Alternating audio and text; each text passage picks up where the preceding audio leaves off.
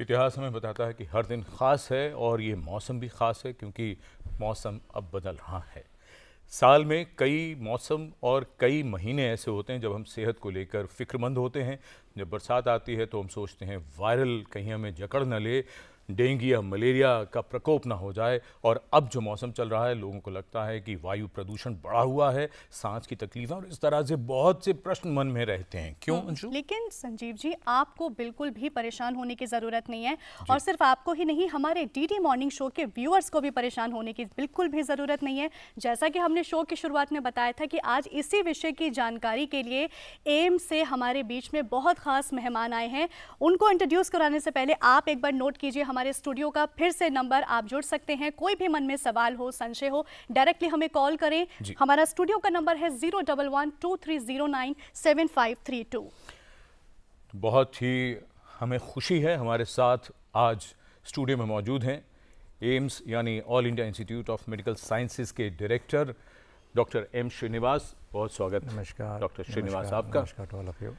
हमारे साथ professor doctor Sanjay राय, community medicine के विशेषज्ञ एम्स से। जी बहुत बहुत स्वागत सर। और तीसरे मेहमान हमारे बीच में मौजूद हैं डॉक्टर गोविंद कुमार मखारिया जी।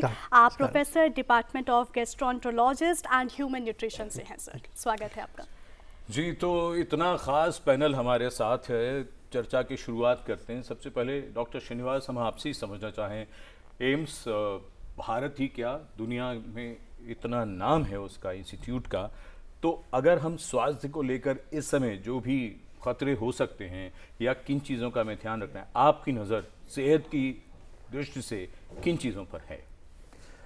देखो, आज के दिन में आप जानते हैं कि टेम्परेचर चेंजेस हो रहा है और दूसरा प्रॉब्लम आपको लग रहा है कि पोल्यूशन बढ़ रहा है।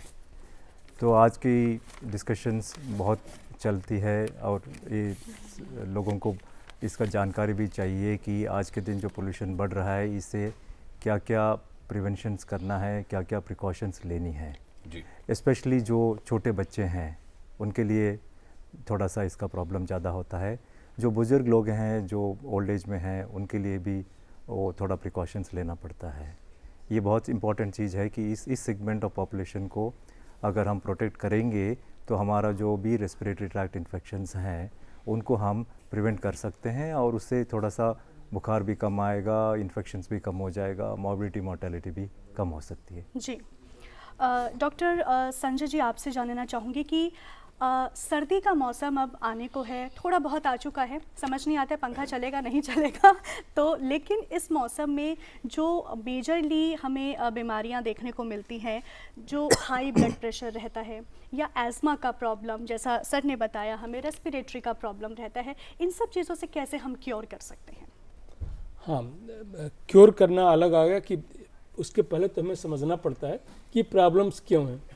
ये जो समय होता है बरसात के जस्ट बाद ठंड शुरू होती है, तो ये टेम्परेचर जो है बड़ा ऑप्टिमम होता है माइक्रो ऑर्गेनिज्म के लिए, चाहे वो वायरस हो, चाहे वो बैक्टीरिया हो, फंगस हो, सबके लिए जो है, क्योंकि टेम्परेचर एक्सट्रीम में थोड़ा उनके लिए फेवरेबल नहीं होता, बहुत ज़्यादा ठंड पड़ने लगती है, बहुत ज़्यादा गर्म, तो इसलिए जो है उनकी मात्रा जो है हर जगह ज़्यादा रहती है। इवन वेक्टर्स की भी जो है, जो वेक्टर वन डिजीज हैं, डेंगू, मलेरिया, ये सब, इनका भी प्रकोप इस समय थोड़ा सा ज़्यादा हो जाता है। और इसके कारण क्योंकि जो उनको वाहक हैं उनके मच्छर, वह जो है इस समय जो है अच्छी मात्रा में पनपते हैं, तो सबके लिए, सारे माइक्रो ऑर्गेनिज्म के लिए, इन वेक्टर्स के लिए फेवरेबल कंडीशन होता है। और इसलिए जब फेवरेबल कंडीशन है, मतलब वायरस है, बैक्टीरिया है और हम हैं वहाँ पे, तो इन्फेक्शन के चांस भी हो सकते हैं। जैसे अगर कोई, जैसा आपने बताया कि एस्थमेटिक पेशेंट, तो इस समय जो है उनको थोड़ा सा उसकी बढ़ने की संभावना होती है, क्योंकि साथ साथ अस्थमा तो वही उनको इन्फेक्शन भी हो गया, चाहे इन्फ्लुएंजा से इन्फेक्शन हो गया, अभी कोविड चल ही रहा था, कोविड से इन्फेक्शन हो गया, या एडिनो वायरस जो RSV होते हैं, रेस्पिरेटरी सिंसिटियल वायरस, ये सारे वायरस जो है इस समय प्रचुर मात्रा में होते हैं, तो उनसे इन्फेक्शन होता है और उन्हीं से हमें बचने की जरूरत होती है। जी। तो डॉक्टर साहब, कैसे बचा जा सकता है, इस बारे में हम जानेंगे। उससे पहले कॉलर हमारे साथ जुड़े हैं, सौरभ छपरा बिहार से। सौरभ जी, अपना सवाल पूछें। सबको नमस्कार। संजीव जी, आपको भी नमस्कार, डॉक्टर्स को भी नमस्कार सबको जी। ये डॉक्टर साहब, मुझे ये जानना था डॉक्टर साहब से कि पिछले साल अप्रैल महीने में जब मौसम बदल रहा था जी। तो मुझे अचानक प्रॉब्लम हो गई, सांस फूलने लगा, फिर खांसी, लंबी खांसी चल गई। काफी चेक करवाया, कुछ निकला वगैरह, टीवी वगैरह का रिचार्ज करवाया, लेकिन कुछ निकला नहीं डॉक्टर साहब, नॉर्मली था सब कुछ। जी। तो खांसी थोड़ी लंबी खींच गई। तो इस बार भी मौसम चेंज हो रहा है, तो क्या इस बार भी कुछ प्रिकॉशन रखना होगा? और ये भी जानना था मुझे जी कि ब्रोंकाइटिस। जी, ये एक बहुत ही ज़रूरी सवाल है डॉक्टर संजय, और इसी में मैं चाहूँगा, आपने इन्फ्लुएंजा का जो जिक्र किया था, तो इन्फ्लुएंजा वैक्सीन का भी आप जिक्र कर दीजिएगा कि क्या वो ज़रूरी होगी, ख़ासतौर से जैसे सौरभ जी बता रहे थे। हाँ, तो जो सौरभ जी, जैसा मैं आपको समझ पा रहा हूँ कि आपको पिछली बार, पहली बार शायद ऐसा हुआ था जब आपको अचानक जो है सांस लेने में दिक्कत होने लगी थी, मार्च अप्रैल के महीने में। ये जब भी सीजन चेंज होता है उस समय कई रीजन से, ज़्यादातर एलर्जी के कारण से होता है ये, जिस तरीके से ये बता रहे हैं, क्योंकि पॉलन ग्रेन्स उस समय वातावरण में ज़्यादा होते हैं, उस समय जो है एलर्जिक, इवन जो अस्थमा का भी अटैक होता है वो एलर्जिक मैनिफेस्टेशन है और इस समय बढ़ जाता है। तो जब भी सीजन चेंज होता है तो उसका सबसे बड़ा कारण यही होता है कि अदर देन इन्फेक्शन, जो इन्फ्लुएंजा हो सकता है, कोई रिस्पायरेटरी इन्फेक्शन भी हो गया हो, लेकिन रिस्पायरेटरी इन्फेक्शन में इतनी सांस फूलनी अचानक नहीं शुरू हो जाएगी, तो वह लगता है चांसेस इसके ज़्यादा हैं कि आपका जो है कोई ना कोई एलर्जिक वहाँ पे रहा होगा, हो सकता है कहीं किसी नई जगह पे आप गए हों, ऐसा हो सकता है। इनको क्या करना चाहिए, इनके मन में चिंता थी? चिंता ये है कि हमें जो है पहले तो ये सोचना चाहिए क्यों हो रहा है जी। अगर हमें ये पता चल जाता है कि इस जगह के एक्सपोजर से मुझे होता है तो उससे बचना चाहिए। आप जैसे कहीं धूल भरी जगह पे जा रहे हैं जहाँ पे पॉलन, अगर एलर्जी है तो उससे बचना चाहिए, तो मास्क पहन सकते हैं। रही बात इन्फ्लुएंजा की, तो इन्फ्लुएंजा जो है 4 तरीके का होता है, बट सारे जो है हमें बहुत नहीं, ये मौसम वैक्सीन लगाने का भी होता है, बहुत से एक्सपर्ट्स ही प्रेस्क्राइब करते हैं कि लगा लेनी चाहिए, खासतौर से जो वल्नरेबल ग्रुप है। इन्फ्लुएंजा की वैक्सीन 1940 से हमारे पास है। अच्छा। वह उन वैक्सीन में से एक है जो हमें जो है 60 साल से ज्यादा से हमारे पास है। ओके। तो ये नहीं कि बिल्कुल नई वैक्सीन है, उसके बारे में ये नहीं है। यह जो है सारे ग्रुप के लिए अभी भी रिकमेंडेड नहीं है कि सबको रिकमेंड किया जाए। यह कुछ हाई रिस्क ग्रुप के लिए रिकमेंडेड है, बच्चों में, बुजुर्गों में, हेल्थ केयर प्रोवाइडर्स में और प्रेग्नेंट लेडी में, इन 4 में रिकमेंडेड है, क्योंकि इसकी इफिकेसी बहुत ही अच्छी नहीं है। तो अगर आप देखिए तो कम से कम 100 से ज्यादा क्लिनिकल ट्रायल्स हो चुके हैं, जिसका एविडेंस हम सबसे अच्छा मानते हैं। अगर इनके डॉक्टर अगर रेकमेंड करते हैं तब इनको लगवाना चाहिए, वरना नहीं। वह डॉक्टर अगर रिकमेंड करता है तो लगाना चाहिए। अभी तक इस कंट्री में रिकमेंडेड नहीं है कि सभी लोगों को लगाए, नेशनल प्रोग्राम में नहीं है। वह उसका इफिकेसी अगर आप देखें तो करीब 20% से लेके 60% के बीच में वेरी करता है। तो इसलिए बहुत ही इफेक्टिव नहीं है। इसका कारण है कि वायरस चेंज होता रहता है, उसमें जो है आरएनए वायरस है तो लगातार चेंज होता रहता है, इसलिए वह हर साल देने का रिकमेंडेशन भी है। तो अगर डॉक्टर कहते हैं, उनको असेस करते हैं, डॉक्टर का प्रोगेटिव है कि अगर इनको देने की जरूरत है तो वैक्सीन भी ले सकते हैं। अदरवाइज नॉर्मल जो प्रिकॉशन हम करते हैं उसको करना चाहिए कि अगर आपको प्रॉब्लम हो रही है तो भीड़ भाड़ वाली जगह से थोड़ा सा बचें।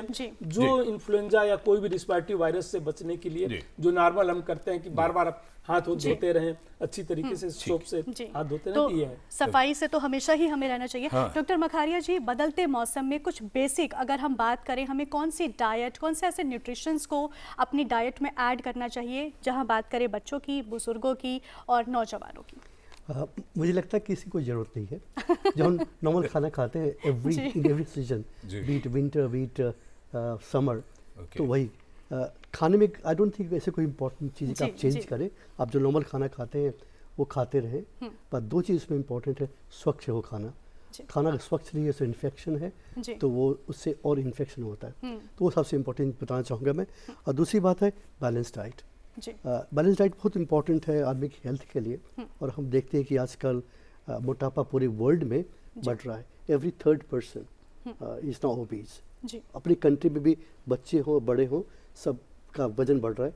स्वस्थ हो रहे, अच्छी बात स्वस्थ हो रहे, लेकिन इतना स्वस्थ होना अच्छा नहीं है कि आपका वेट बढ़ जाए। मोटा होना, स्वस्थ होना दो अलग अलग चीज़ें हैं। डॉक्टर मखारिया, आपने चूंकि यहाँ ये न्यूट्रिशन को लेकर बात की, चूँकि आप लोग आ रहे थे, थोड़ी सी रिसर्च मैंने और अंशु ने जब की, तो एक बात और सामने आती है, वो ये कि वेजिटेरियंस को लेकर जब ये बात आती है कि प्रोटीन को, और सोशल मीडिया भरा पड़ा है, प्रोटीन के लिए क्या करे कोई, जब ख़ास तौर पे जब दालों में 100 ग्राम दाल में 20 ग्राम 22 ग्राम या राजमा में 9 ग्राम प्रोटीन है, तो कहाँ से आएगा प्रोटीन? क्या प्रोटीन सप्लीमेंट लें? आई थिंक ये तो बहुत अच्छा क्वेश्चन बनाया आप लोगों ने सुबह। It's very important. हमारी जो डाइट है, इंडिया की जो डाइट है from ages, is carbohydrate based, कि मोस्टली वेजिटेरियन होते हैं। वेजिटेरियन में प्रोटीन अच्छा खासा प्रोटीन होता है, नॉन वेजिटेरियन में ज़्यादा प्रोटीन होता है। आप कम खाएंगे ज़्यादा प्रोटीन मिलेगा, वेजिटेरियन में ज़्यादा खाएंगे तब उतना प्रोटीन मिलेगा। तो इम्पॉर्टेंट है कि अगर दाल बनाते हैं तो हमने देखा, बचपन में देखा है, अपने घरों में देखा है कि दाल बहुत पतली होती है और पानी ज़्यादा होता है उसमें, तो वो चेंज करना चाहिए। दाल ज़्यादा हो, पानी कम हो उसमें। मिल्क ले, मिल्क प्रोटीन, मिल्क जरूर ले, दही लें, ये बहुत इंपॉर्टेंट है प्रोटीन्स को। तो वेजिटेरियन पल्सेस जो कि पानी कम हो, इसमें दाल ज़्यादा हो, और milk products. Doctor Srinivas, protein बहुत इंपॉर्टेंट चीज़ है। दूरदर्शन के माध्यम से मैं ये बताना चाहता हूँ कि आज के दिन प्रोटीन सप्लीमेंट्स का एक बहुत बड़ा फैड हो गया है, ये बहुत हानिकारक है। हमें इवन वेजिटेरियन भी होते हैं तो हमको प्रोटीन की ज़रूरत, सप्लीमेंट की ज़रूरत 100% नहीं है। ये मैसेज बहुत लाउड एंड क्लियर जाना चाहिए। Even if I am vegetarian, there is a possibility कि हमको क्या करना है, हमको मिक्स करना पड़ता है। हम जो मान लो सीरियल्स और मिलेट्स ले रहे हैं, तो दाल चावल क्यों बोलते हैं? दाल चावल इसीलिए बोलते हैं कि हम 3 या 4 गुना का चावल या मिलेट्स लेंगे, सीरियल्स लेंगे, 1 गुना का लेग्यूम्स या पल्सेस होगा, उसमें मिक्सिंग मैच होती है। इससे मिक्सिंग मैच होती है, जो चीज़ सीरियल्स और मिलेट्स में एसेंशियल अमीनो एसिड्स की कमी है वो इस तरफ से आ जाती है, लेग्यूम्स और पल्सेस से आ जाती है, ताकि वो कम्प्लीमेंट्री हो जाएंगे कि सारे एसेंशियल अमीनो एसिड जो मिलेंगे। नॉन वेजिटेरियन में आपको एसेंशियल अमीनो एसिड ईजिली मिल जाता है, ज़्यादा मिल जाता है, अच्छा मिलता है।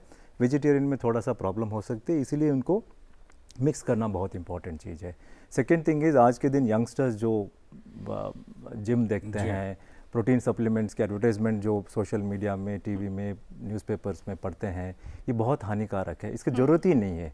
अगर कोई यंग टीनेजर जो जिम जाता है, उसको 3000 की कैलोरी भी चाहिए, 3500 की कैलोरी चाहिए, वो वेजिटेरियन डाइट से आ जा सकता है। बेसिकली हमको देखना पड़ेगा कि हम कितना अपना सीरियल्स और मिलेट्स बढ़ाएं, कितना हमारा लेग्यूम्स और पल्सेस चलाएं, और उसके हमारे फ़ैट की मात्रा कितना रखें। जनरली एक रूल ऑफ थंब होता है कि 1 मुट्ठी का पूरा नट्स एंड सीड्स लेना चाहिए, जो एसेंशियल फैटी एसिड्स आपको दे सकता है। सो बेसिकली आपने सीरियल्स और मिलेट्स ले लिया 300-400 ग्राम के, 100 ग्राम्स के आपने लेग्यूम्स और पल्सेस ले लिया, 400 से 500 ml का दूध, जैसे डॉक्टर साहब ने बोला है, जो देंगे, और आपका फैट्स और एसेंशियल फैटी एसिड 1 मुट्ठी में आपको नट्स और सीड्स से आ गया। बचा आपका ग्रीन लीफी वेजिटेबल्स हैं, रूट्स एंड ट्यूबर्स हैं 100 ग्राम्स के। ये बैलेंस डाइट होता है। हमें नॉन वेजिटेरियन बनने की ज़रूरत नहीं है, हमें डेफिनेटली प्रोटीन सप्लीमेंट्स का ज़रूरत नहीं है, बहुत इंपॉर्टेंट चीज़ है। डॉक्टर श्रीनिवास साहब, आप पीडियाट्रिक्स के बहुत बड़े एक्सपर्ट हैं, तो बच्चों के नज़रिए से भी अगर हम देखें, क्योंकि ये एक बड़ी समस्या भी रहती है और न्यूट्रिशन को लेकर फोकस भी है हमारे देश में कि न्यूट्रिशन जो है बिल्कुल परफेक्ट होना चाहिए, बच्चों को पूरा पोषण मिले। तो क्या कहना चाहेंगे ख़ास तौर पर बच्चों की सेहत के लिए, न्यूट्रिशन के लिए क्या ख़ास बातें?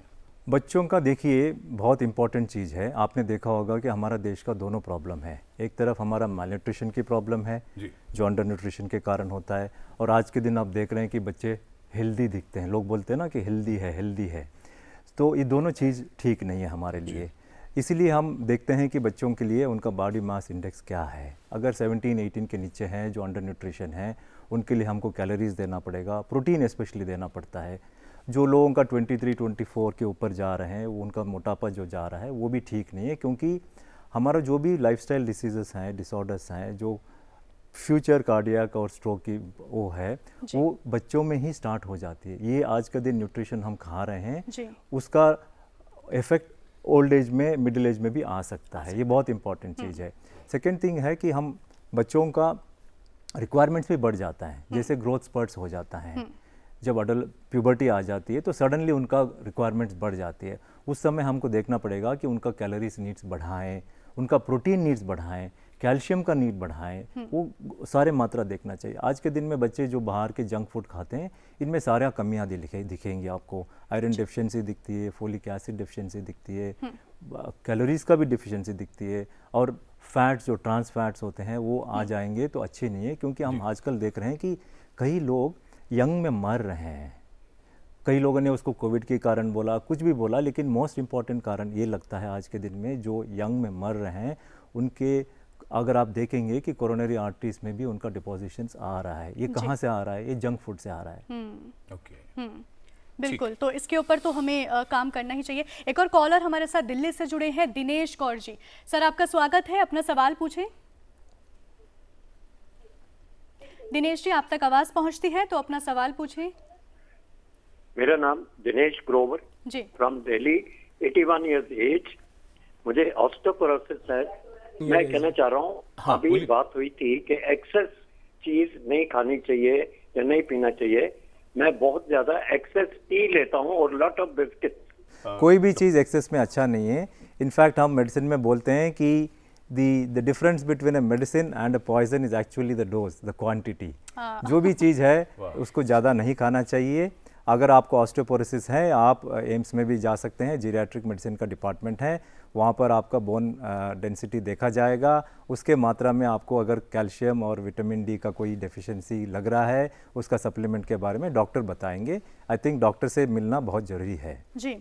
डॉक्टर मखारिया जी, सर्दी के मौसम में जैसा हमें सर ने भी बताया कि कुछ जो नौजवान हैं वो जिम जाते हैं, जो कि हमें ऐसा लगता है कि लोगों को अपनी फिटनेस के ऊपर ध्यान देना चाहिए, लेकिन ऐसा देखा जाता है कि जब विंटर्स आती है तो लोग सुबह उठना थोड़ा कम पसंद करते हैं, जो कि एक आम है। तो ऐसे में लोग अपनी फिटनेस के ऊपर कैसे ध्यान दे सकते हैं? तो fitness is a kind of mental thinking, that you are convince कि मुझे फिटनेस करनी है, तो अब वक्त का कोई इश्यू नहीं है इसमें। मॉर्निंग ना हो आप लेट से जाएँ, कभी जिम तो आजकल सब जगह होते हैं, बहुत अपने घर में भी जिम रखते हैं और बहुत लोग जिम में जाते हैं। आप थोड़ा सा लेट से जाएँ। अगर अभी तो मौसम उतना ठंडा नहीं हुआ है, बट जब और ठंडा होता है, जब टेम्परेचर 4-5 डिग्री होता है, तो थोड़ा लेट से जाएँ। Too early in the morning may not be safe, specially for जो बुजुर्ग लोग हैं। और जल्दी नहीं सूरज निकलने के बाद जाएं। थोड़ा सा जब ठीक हो जाए, जब कुहासा ठीक हो जाए तब जाए बाहर निकले, फिर ठंड लगती है और ठंड से फिर इन्फेक्शन के चांसेस बढ़ जाते हैं। बट इम्पॉर्टेंट है कि अगर आप कन्विंस है कि जिम करना है तो करना है। वो टाइम इज़ नॉट इम्पॉर्टेंट, थोड़ा लेट से कर ले, इवनिंग में कर ले, और what ever time you get. एक आदमी की बात होती है कि हमें जितनी वर्जिश है सुबह ही करनी चाहिए, बहुत लोग कर नहीं पाते because of their work schedule. तो फिर कभी भी करें, वो दिन में करें, जब भी वक्त मिलता है तब करें वो। जी, मोस्ट इम्पॉर्टेंट थिंग विंटर में यही होता है कि लोग अपना डिलेड उठना का काम हो जाती है। सेकेंड थिंग इज़ खाना भी थोड़ा सा कैलोरीज डेंस रिच फूड लेते हैं। हाँ। ये बहुत ठीक नहीं है। जी, तो इसीलिए बहुत इंपॉर्टेंट चीज़ है कि अपने टाइम पे उठिए। एक्सरसाइज अगर बाहर नहीं कर सकते हैं, अगर पोल्यूशन ज़्यादा है, बाहर नहीं जाइए, घर में भी कर सकते हैं। योगा बहुत अच्छा चीज़ है। अगर आप स्ट्रेचिंग करेंगे, योगा एक्सरसाइज करेंगे, जी। घर में जितने भी आप एक्सरसाइज कर सकते हो वो कर सकते हैं, तो वो ठीक रहेगा। क्योंकि जब आप ज़्यादा खाना खाएंगे और एक्टिविटी कम करेंगे बिकॉज ऑफ द विंटर, फिर ओबेसिटी तो बढ़ जाएगी ना। बढ़ जाएगी, बिल्कुल। स्वेटिंग भी कम होती है उस डॉक्टर दौरान। श्रीनिवास, जो बहुत ज़रूरी है वो ये कि ये जो मौसम जब बदलता है, जब ठंडा होने लगता है, लोग इंतज़ार करते हैं कि ये दिवाली पर जब पटाखे वटाखे चलेंगे तो उसके बाद मच्छरों से जो है छुटकारा मिल जाएगा। तो इस साल जैसे हमने देखा कि मीडिया में रिपोर्ट भी हुआ कि डेंगू के केसेस थोड़े से राइज पर थे। क्या सिचुएशन थी और मच्छरों को लेकर अभी फ़िलहाल क्या हालात हैं? दो स्टेटमेंट आपने जो बताया वो सही नहीं है। अच्छा। एक तो पटाखे से मच्छर कहीं नहीं जाएंगे, ये चेंज ऑफ सीजन है। लोगों को लगता है कि चले जाते हैं। ऐसा नहीं कि लोग पटाखे जलाएं और पोल्यूशन बढ़ाएं और फिर रेस्पिरेटरी इन्फेक्शन से फिर प्रॉब्लम न कर लें। ये बहुत ठीक नहीं है। मच्छर कम होते हैं, पटाखे कारण नहीं है। मच्छर इसीलिए कम हो रहे हैं अभी कि ये विंटर सीजन में मच्छर हाइबरनेशन में चले जाते हैं। ओके। क्योंकि ये सीज़न नहीं है उनके लिए, ब्रीडिंग का सीज़न नहीं है, पानी का ठीक नहीं है, टेम्परेचर्स कम हो गया, तो ये they go into the state of hibernation बोलते हैं। तो इसलिए आपको मच्छर कम दिखते हैं। सेकेंड थिंग इज़, पटाखे से अगर मच्छर को मारना है वो ठीक नहीं है, सही नहीं है, क्योंकि वो सही भी नहीं है, वो फैक्ट भी नहीं है। तो जिनको भी ये लगता है कि पटाखे की वजह से, दरअसल ये मौसम बदल रहा है, ठंडा हो रहा है और मच्छर हाइबरनेशन में चले जाएंगे। मच्छर हाइबरनेशन पटाखे के कारण नहीं गए हैं, टेम्परेचर के कारण टेम्परेचर के गए कारण हैं। गए हैं, जी। और ये होली तक यही रहेगा आलम। और दूसरा चीज़ आपने बोला कि ठीक है, अभी इस साल में हमने डेंगू ज़्यादा किया है। एक्चुअली स्टैटिस्टिक्स देखेंगे, एटलीस्ट इन दिल्ली एरिया में गवर्नमेंट का जो पोर्टल से स्टैटिस्टिक्स मिले हैं, इस साल हमारे पास डेंगू की कमी आई थी। थोड़ा सा कमी आई है। कंपैरिजंस बहुत डिफिकल्ट होता है क्योंकि अभी क्या है, वेदर हैज़ बिकम अनप्रेडिक्टेबल। अभी we can't compare to month what was in the last year और द लास्ट डिकेड। हमारा अनप्रेडिक्टेबिलिटी चल रहा है, कहीं कहीं समर एक्सटेंडेड हो रहा है, कहीं कहीं रेनी सीजन एक्सटेंडेड हो रहा है, कंपेरिजन डिफिकल्ट है, बट ओवरऑल एक साल का स्टैटिस्टिक्स में दिल्ली रीजन में आज के दिन में डेंगू बढ़ा नहीं है, डेंगू का केसेस एक्चुअली कम घटा हुआ है। जी, एक और कॉलर हमारे साथ जुड़ी है, अनु गुप्ता जी झारखंड से। अनु जी, आप तक आवाज पहुंचती है तो अपना सवाल पूछें। मैं Anu Gupta BDS first year Ranchi Jharkhand से हूँ।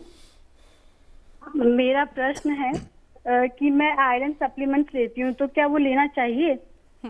आयरन सप्लीमेंट्स लेती हैं तो सर आप अनुज इसमें अच्छी बात, आपका हीमोग्लोबिन चेक कर लें, अगर हीमोग्लोबिन ठीक है आपका और तो आई थिंक ज़रूरत नहीं है। अगर आपकी डाइट बैलेंस्ड है और आपका हीमोग्लोबिन ठीक है तो there is no need to take iron supplement otherwise.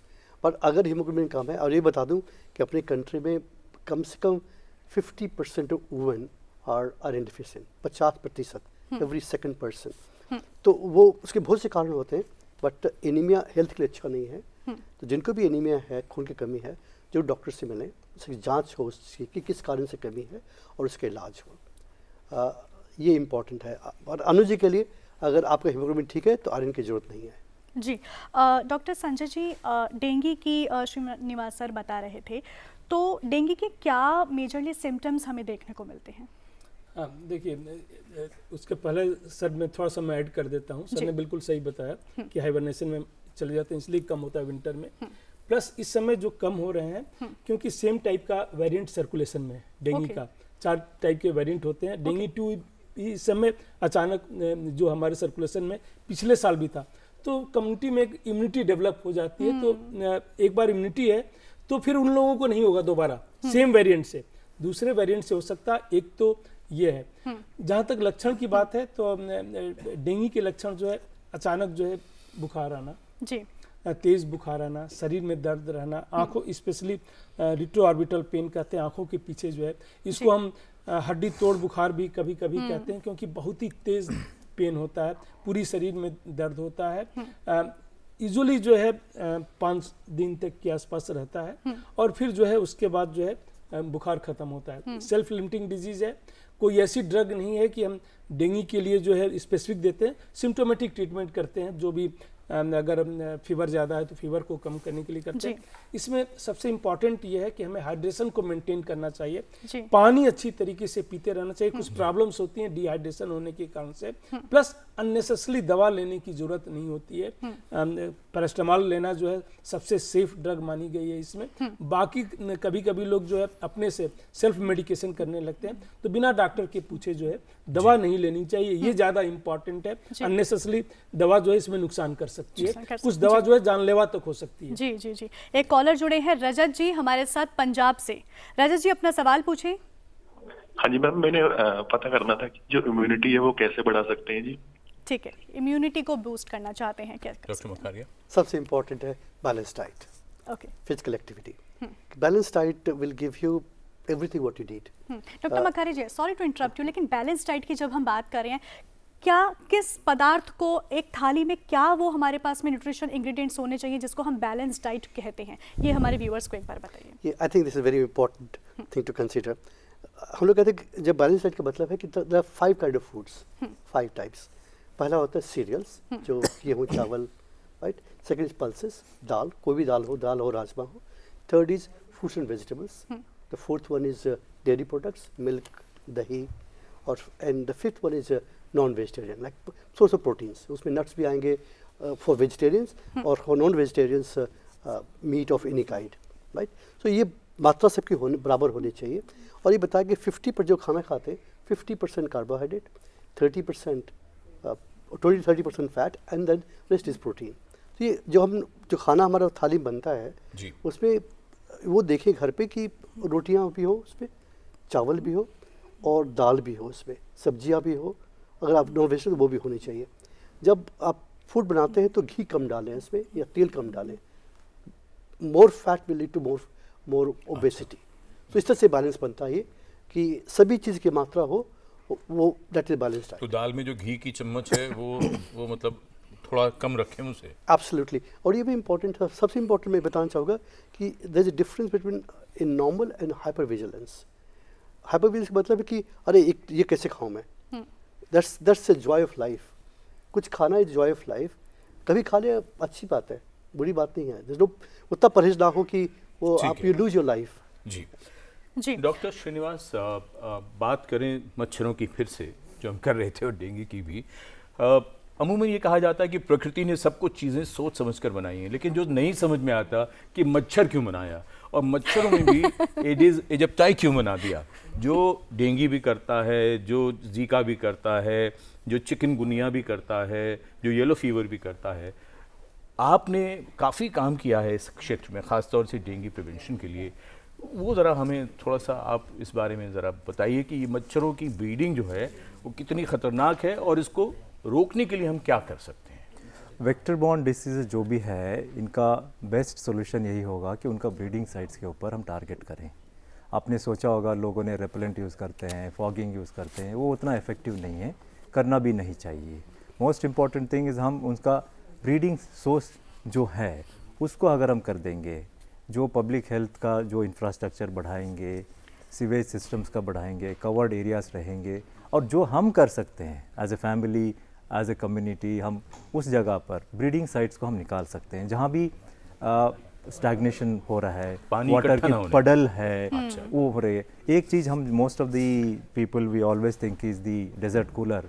जो भी हमारे हॉस्टल्स में या घरों में डेजर्ट कूलर होता है, उनमें अभी विंटर आ गया तो हम उसको बंद कर देते हैं, थोड़ा सा पानी उसके नीचे पड़ा रहता है, और उसके अंदर क्या होता है, Aedes इजिप्टी is a very smart mosquito. वो जाके वहाँ पर अपना एग्स लगा देगी, और ये एग्स, दो चीज़ है इसमें। एग्स क्या होगा, ये अगला ब्रीडिंग सीजन में, अगला जो दी रेनी सीजन आएगा, जब उसमें पानी आ जाएगा, उस समय ये एग अपना लार्वा पुपा बन के फिर मस्कीटो अडल्ट बन सकता है। ये एक तब तक रहेगा, एक तब तक रहेगा। अच्छा, ये हाइबरनेशन में रहेगा, मस्कीटो भी हाइबरनेशन रहेगा और एक भी लाइव रहेगा उसका। Second thing is most important thing important है कि ट्रांस ओवेरियन ट्रांसमिशन भी होता है वायरस का। एक अडल्ट मस्कीटो का अगर इन्फेक्शन हो जाता है वायरस से, वो उसका एग में जाके वो वायरस रहता है, वो एग वहाँ से जो हैच होके लार्वा और पुपा बन जाता है, अडल्ट बन जाता है, अगला जो अडल्ट मस्कीटो बन रही है उसमें वो वायरस अपने आप चले जाती है। वो भी इम्पॉर्टेंट है। इसी के लिए हमें ये बहुत ज़रूरी है कि हम ब्रीडिंग साइट्स को बंद करें। एक हमने भी एक जुगाड़ किया है कि हमारे डेजर्ट कूलर के अंदर मस्कीटो नहीं जाने के लिए एक मैश लगवा दें, ताकि उसमें मस्कीटो ना जाए और अपना एग नहीं लगाएं, और उसी के कारण वो ब्रीडिंग का कमी आ जाएगी। जी सर, एक इनिशिएटिव आपने एम्स के थ्रू यहाँ पर शुरू किया है, उस बारे में हम जानना चाहेंगे, उस बारे में कुछ बताइए प्लीज।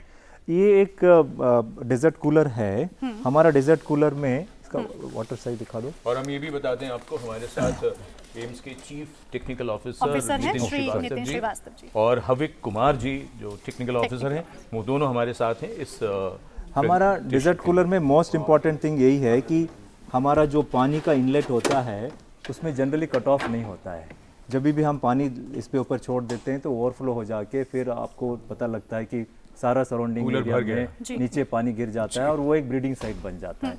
इसीलिए हमारे वर्कशॉप, सेंट्रल वर्कशॉप से हमने इसमें एक कट ऑफ वाल लगा दिया है, ताकि जैसे वो फ्लोटिंग हो जाती है वो वाल, और जैसे पानी का एक लेवल आ जाता है तो ये अपने आप ऑटो कट ऑफ हो जाता है। ये to prevent the overflow and the puddling of the water.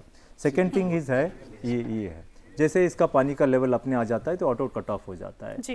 तो इसी के कारण हमारे दर्शकों को भी दिखा दीजिए ये पंप जो है, तो जैसे एक पानी का उसका लेवल आ जाएगा तो ये अपने आप यहाँ से फ्लोट हो जाएगा, तो इसका ऑटो कट ऑफ हो जाती है पानी का इनलेट का। ये हर कूलर में लग सकता है? लग सकता है, ये डिज़ाइन में कर सकते हैं हम लोग। अच्छा। तो दूसरी तरफ हमारा ये है कि जब भी हम विंटर में हम कूलर को बंद कर देते हैं तो उसको हम पूरा पानी निकालने के लिए एक आउटलेट वाल्व बना दिया है, तो कि वहाँ से हम खोल सकते हैं तो सारा पानी बाहर आ जाएगा, तो उसके अंदर पानी नहीं रहेगी, ताकि मस्कीटोज वहाँ जाएगी नहीं और अपना एग्स नहीं लगाएगी। तीसरा मोस्ट इम्पॉर्टेंट जुगाड़ हमने किया है कि इसमें एक मैश का स्लैब लगा दिया है, ताकि मस्कीटोज अंदर ना जाएं और अपना एग्स यहाँ पर वाटर के ऊपर या on the surface of the surroundings of the container अपना एग नहीं लग जाए। ये एक लगाया गया है। और इसका जो मैश है इसको हम उठा सकते हैं, अगर हम साफ़ करना है या इसका पंप का रिपेयर करना है, इसको हम अंदर से खोलने की एक प्रोविज़न भी कर दिया है। ये एक इन हाउस जुगाड़ है। अगर हम इसको डिज़ाइन में डेजर्ट कूलर में हम लगा देंगे, ये एक ऐसा जुगाड़ है जिससे मस्कीटोज़ वहाँ जा नहीं सकते हैं और अपना एग नहीं लगा सकते हैं, और इसका एक ब्रीडिंग साइकिल जो है, प्रोपेगेशन जो है, उसको हम ब्रेक कर सकते हैं। और इसको एग्जिस्टिंग कूलर में भी कर सकते हैं जी नितिन जी। एग्जिस्टिंग कूलर जो है उसमें भी हम ये जुगाड़ फिट कर सकते हैं। एक्चुअली ऑलरेडी हमने बाकी खाली फ्रेम बनाया है और इसको स्क्रू से टाइट कर दिया है। अच्छा, तो इसको ऐसा कोई नहीं है कि आपको कूलर चेंज करने की जरूरत है, नया परचेज करना है। आप जो भी यूज कर रहे हैं उसमें ही लगा दीजिए। ओके, तो जिनके पास घरों में एग्जिस्टिंग कूलर है, ये सारे जो मॉडल्स, जो इक्विपमेंट्स आपने बताए हैं, we can connect to that. Okay, क्योंकि जो ये हम कहते रहते हैं कि वीकली साफ करो, जी, मल्टी स्टोरी हाउसेज में कूलर लगे हुए हैं, साफ करना बहुत ही मुश्किल होता है, असंभव सा होता है जी। तो इस टाइप का जुगाड़ जो है, अगर हम ये कर दे तो मच्छर पहुंचेगा नहीं, तो फिर वीकली साफ करने की वैसी जरूरत ही नहीं पड़ेगी। वैसे अमूमन हम लोग मजाक में जुगाड़ शब्द का इस्तेमाल करते हैं, अब उसको बहुत रिस्पेक्ट भी मिल रही है उस शब्द को, क्योंकि उससे बहुत बड़ा ये फायदा होने जा रहा है कि अगर हम डेंगू के मामले कम कर सकें, मच्छरों की ब्रीडिंग को रोक सकें, तो ये बहुत बड़ा कदम है। बहुत धन्यवाद नितिन जी और हबीब जी, आप दोनों का। और हमारे साथ एक और कॉलर जुड़ गए हैं, प्रदीप साहू जी भोपाल से। सर स्वागत है कार्यक्रम में, अपना सवाल पूछें। Sanjeev ji good morning. Good morning Pradeep ji. अरे आपका दर्शन दुर्लभ हो गया। एवरीवन गुड मॉर्निंग, है ना? जी जी प्रदीप जी। मैं ये पूछना चाहता हूँ जी कि इंसान को अपनी डाइट में ऐसा क्या लेना चाहिए जिसकी वजह से सोशल मीडिया का जो एडिक्शन है या जो इसकी वजह से डिस्ट्रैक्शन हो रहा है वो कम हो जाए? ऐसे कौन से केमिकल? बहुत बढ़िया सवाल आपने प्रदीप जी पूछा है। यही सवाल हम पूछना चाह रहे थे डॉक्टर मखरिया। सोशल मीडिया पर जो जितना इस वक्त जो चल रहा है, ये आप लोगों के लिए, आप जैसे एक्सपर्ट्स के लिए थोड़ा सा और मुश्किल, जटिल तो नहीं हो गया है या बहुत आसान हो गया है? बताइए क्या। दोनों ही है, जटिल भी हो गया और आसान भी हो गया। एक तो इन्फॉर्मेशन मिल रही है कि क्या खाएं और कैसे, कितना बैलेंस डाइट है। इसके अलावा वो जैसे कमर्शियल साइट, वहाँ पे लोग बेच रहे हैं सामान अपना, वहाँ पे प्रचार भी हो रहा है अपने प्रोडक्ट्स का, एंड वो हो गया कि कोई भी प्रोडक्ट बनाओ, put on social media, people will see and buy it. So उसमें वो देखना है कि डू आई नीड। सबसे इम्पोर्टेंट है कि खुद की self knowledge and self perception, कि मुझे वो लेना है नहीं लेना है। अगर आपका खाना घर पे स्वस्थ है, बैलेंस्ड है, is no need to take supplements. Is very important. Supplements में प्रिजर्वेटिव्स होते हैं, सप्लीमेंट्स में स्टेरॉइड्स भी मिलाए जाते हैं, कई जो अच्छे प्रोडक्ट वाले नहीं हैं, that's not healthy. So taking supplements is not a good idea. जी सर, आपसे हम डेंगू के बारे में बात कर रहे थे। सर, प्लेटलेट्स को लेकर आम लोगों को काफ़ी कंफ्यूजन रहता है कि कितनी डाउन सही है, कितनी हाई, क्या एक एक्यूरेट उसकी अगर हम काउंट्स की बात करें तो क्या है? डेंगू में सबसे बड़ा इंपॉर्टेंट चीज़ होता है कि जैसे भी बुखार आता है कि उसको डॉक्टर के पास जाएं और टेस्ट करा लें, स्पेशली जब डेंगू का सीज़न बहुत चल रहा है, क्योंकि डेंगू का डायग्नोसिस अर्ली करने से थोड़ा फ़ायदा हो जाता है। लेकिन ट्रीटमेंट तो स्पेसिफिक है ही नहीं, अदर देन पैरासीटामोल जनरली उसमें ट्रीटमेंट नहीं होता है। मोस्ट इम्पॉर्टेंट ट्रीटमेंट वही होता है, पानी होता है। पैरासीटामोल के बाद पानी आएगी। पानी जितना हम ले सकते हैं, घर में भी हो या जब एडमिशन होता है तो भी उसमें भी एक ही दवाई होती है, पानी की कमी होती है। तो लोगों पे एक भ्रमा होती है कि प्लेटलेट मेरा 80,000 हो गया, 70,000 हो गया। कभी कभी वो दो लैब में करते हैं, दोनों के लैब के बीच में थोड़ा सा वेरिएशन आ जाती है, 5,000 10,000 की। उससे काफ़ी उनकी भया पैनिक हो जाते हैं, घबरा जाते हैं लोग। तो ये घबराने की बात नहीं है जनरली। दूसरा चीज़ है कि जैसे भी उनका 40, 50 या 60,000 के प्लेटलेट आ जाएंगे तो एडमिशन मांगते हैं। ये प्रॉब्लम हमारे लिए भी होती है। एम्स में बहुत सारे पेशेंट होते हैं कि मेरा प्लेटलेट कम हो रहा है, 80,000 था अभी 50,000 हो गया, एडमिशन करिए। ये एडमिशन प्रोटोकॉल नहीं है। Most of the government hospitals हम अपना एक प्रोटोकॉल होता है, 10,000 20,000 के बीच में थोड़ा सा हम एडमिशन के बारे में जानते हैं। अदरवाइज़ ये ट्रीटमेंट सिर्फ पानी से होती है, पैरासीटामोल से होती है। प्लेटलेट का डाउन साइड भी होता है। एक तो ज़रूरत नहीं होती है, क्योंकि जैसे डेंगू का फीवर प्रोग्रेस हो रहा है, प्लेटलेट्स अपने आप ऊपर आ जाएंगे। सेकेंड थिंग इज़, जब प्लेटलेट्स कमी आती है तो हम जो प्लेटलेट्स जिस पेशेंट्स के लिए चाहिए उनके लिए तो रिजर्व रखना चाहिए। सबको प्लेटलेट देते जाएंगे, जिसका 50,000 का भी प्लेटलेट है तो प्लेटलेट कमी आ सकती है हमें इन द ब्लड बैंक। दूसरा चीज़ है कि प्लेटलेट्स अब अननेसेसरली देंगे तो उसका साइड इफ़ेक्ट्स भी होता है। उसका भी शरीर में जाएंगे तो उसको भी ऑटो एंटीबॉडीज़ बनेंगे, उसका भी प्रॉब्लम हो सकता है। इसीलिए उसके बारे में ज़्यादा चेज़ नहीं करना चाहिए। अगर कोई डॉक्टर बोलता है कि आपका प्लेटलेट सही है, 20,000 के ऊपर है, पानी ले सकते हैं, फीवर ठीक हो रहा है, तो उसके बारे में ज़्यादा परेशानी होने की ज़रूरत नहीं है। और आप लोग जो हमेशा कहते हैं कि प्लेटलेट को लेकर घबराना नहीं है, क्योंकि अगर ब्लीडिंग नहीं हो रही है तो प्लेटलेट अगर कम भी हैं तो घबराइए नहीं। ये पपीते के पत्ते और तरह तरह की चीज़ें बिल्कुल करने की ज़रूरत नहीं है। एक चीज़ और जो भोजन को लेकर बात हो रही थी, डॉक्टर मखारिया ने भी बताई, बच्चों का टिफ़िन किस तरह से होना चाहिए, आप क्या कहना चाहेंगे? आप कई जगह ये बात बोलते हैं। बच्चों का टिफ़िन जो हम घर में खाते हैं वही होना चाहिए, जंक फूड नहीं होना चाहिए, बेसिकली प्रोसेस फूड नहीं होना चाहिए, अल्ट्रा प्रोसेस फूड नहीं होना चाहिए, क्योंकि उसमें ट्रांस फैट्स होते हैं, उसमें प्रिजर्वेटिव्स होते हैं, उसमें केमिकल्स होते हैं, और बच्चों को एक बार उनका टेस्ट लग जाता है तो फिर नॉर्मल फूड अच्छा नहीं लगता है। टिफ़िन वही होना चाहिए जो हम घर में खाते थे और खाते हैं, तो वही होना चाहिए। बेसिकली आपके पास मोटे मोटे पे अडल्ट में बोल सकते हैं कि 300-400 ग्राम का सीरियल्स और मिलेट होना चाहिए, 100 ग्राम का आपका लेग्यूम्स और पल्सेस होना चाहिए, 100 ग्राम का ग्रीन लीफी वेजिटेबल्स होना चाहिए, 100 ग्राम के ट्यूबर्स होना चाहिए पूरा दिन में, 40 से 50 ग्राम का नट्स एंड सीड्स होना चाहिए, 40 ग्राम्स का ऑयल होना चाहिए। ये बहुत इंपॉर्टेंट चीज़ है। बच्चों को नॉर्मल जो घर में हम खाते हैं वही फूड हम टिफ़िन में भी देना चाहिए, साथ में फ्रूट्स। और इसके ऊपर आज के दिन बच्चे लोग थोड़ा फ्रूट्स कम खाते हैं, ग्रीन लीफी वेजिटेबल्स कम खाते हैं, इसको ध्यान में रखना पड़ेगा। 50 से 100 ग्राम का बच्चों के लिए उचित लगता है एक दिन में देने का। जी चलते चलते आप तीनों से बारी बारी से हम संदेश ले लेते हैं। क्या कहना चाहेंगे कि वो क्या करें कि हम स्वस्थ रहें? डॉक्टर मखारिया, सबसे पहले आपसे। तो बैलेंस डाइट जो हम रिसर्च करते हैं सुबह से, और दूसरी बात है कि ओबेसिटी की जगह होने मालूम होना चाहिए कि obesity become a very important disease और हमें प्रिवेंट करना है। We can't prevent obesity in one day, it's a lifestyle. कोई एक बात कहना चाहेंगे ओबेसिटी ना हो? 2 चीज़ करें, बैलेंस डाइट लें, okay, and second physical activity every day. Fit रखिए। डॉक्टर संजय, आप फिजिकली एक्टिव रहें, बैलेंस डाइट में फ्रूट भी आता है, लेते रहें। जो आजकल जो सीजनल प्रॉब्लम्स हो रही हैं वेक्टर बॉर्न डिजीज की, आसपास सफाई रखें, मच्छर को ना पनपने दें। मच्छर नहीं पनपेंगे तो काफ़ी लोगों को बचाया जा सकता है, वह ज़्यादा ज़रूरी है। डॉक्टर श्रीनिवास, टीन्स के लिए, स्पेशली टीनेज के बच्चे आज के दिन हैं, प्रोटीन सप्लीमेंट्स डेफिनेटली ज़रूरत नहीं है, कोई भी सप्लीमेंट की ज़रूरत नहीं है। अगर हम बैलेंस्ड डाइट ले लेंगे तो हम अपना न्यूट्रिशनल रिक्वायरमेंट्स कर सकते हैं पूरा। Doctor M Srinivas, director AIIMS, doctor Sanjay Rai, professor community medicine, doctor Govind Makharia, professor gastroenterology, आप तीनों का बहुत धन्यवाद। आपने बहुत महत्वपूर्ण जानकारी हमारे साथ साझा की। और नितिन जी और हविक जी, आप दोनों का भी बहुत धन्यवाद। बिल्कुल, बहुत ही सार्थक चर्चा रही।